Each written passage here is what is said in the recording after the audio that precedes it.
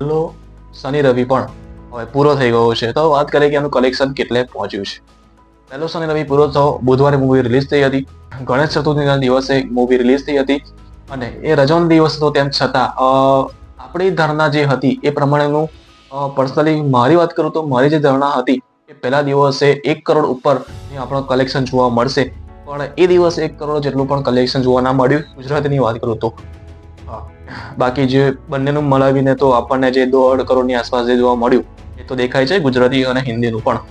ગુજરાતીની અંદર જે પ્રમાણેનું જોઈતું હતું ફર્સ્ટ ડેની અંદર કલેક્શન જેટલો ક્રેઝ હતો એ પ્રમાણેનું કલેક્શન થોડું નીચું આવ્યું, ત્યાં આગળ નિરાશા મળી. પણ આપણને એ પણ ખબર હતી કે આવનારા દિવસોની અંદર વર્ડ ઓફ માઉથના મદદથી આ મૂવી ક્યાંક ને ક્યાંક શનિ અને રવિની અંદર 1 કરોડનો ઉપર કલેક્શન જરૂર કરશે.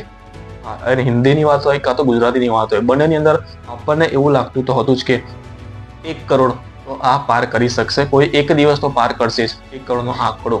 અને જે આપણે પહેલા શનિ રવિ જ આપણને જોવા મળે છે, પહેલા જ રવિવારે જે જોવા મળે છે આપણને કે રવિવારના દિવસે આ મૂવીએ ગુજરાતીની અંદર 1 કરોડ અને 6 લાખ રૂપિયા પાર કર્યા. ગુજરાતીની અંદર માત્ર ને માત્ર 1 કરોડનો આંકડો પાર કર્યો. અને રવિવારની વાત કરીએ તો અને હિન્દીની વાત કરીએ તો હિન્દીની અંદર 1 કરોડ અને 21 લાખ રૂપિયા. જી હા, મતલબ કે ગુજરાતી અને હિન્દી આમાં કરતા હિન્દીની અંદર સૌથી વધારે ક્રેઝ જોવા મળે છે. આની અંદર હિન્દી ઓડિયન્સ છે તે ઘણી અર્થે આની જોડે સંકળાઈ ગઈ છે અને એની અંદર હિન્દી ઓડિયન્સ જે છે ઘણું એવું અટેચમેન્ટ આની અંદર દર્શાવે છે. અને આની અંદર એક પ્રમાણેનું માર્કેટિંગ પણ કરી આપ્યું, થોડું ટેકો કરી આપ્યું એવું કહી શકાય અજય દેવગને.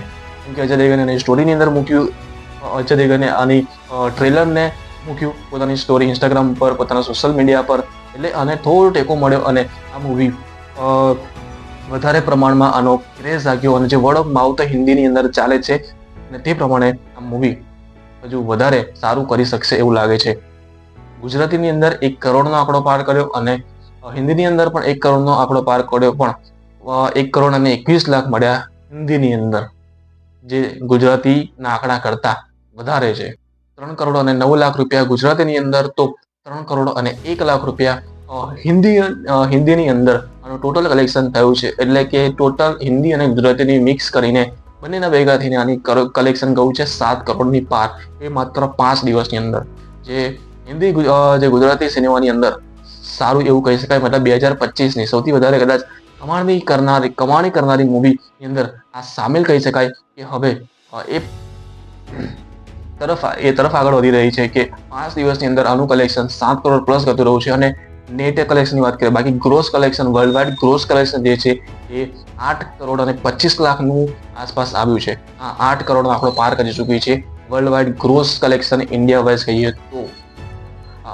તો જોવાનું એ રહ્યું કે આ મૂવી કેટલું આગળ વધે છે. અને 1 કરોડનો આંકડો પહેલા શનિ રવિએ પાર કર્યો છે, તો શું આગળ જતા હવે તો વર્કિંગ ડે આવે છે, તો વર્કિંગ ડે ઉપર મંડેથી શું આ હોલ્ડ બતાવે છે, શું 50 લાખની આસપાસ એનું કલેક્શન રહે છે.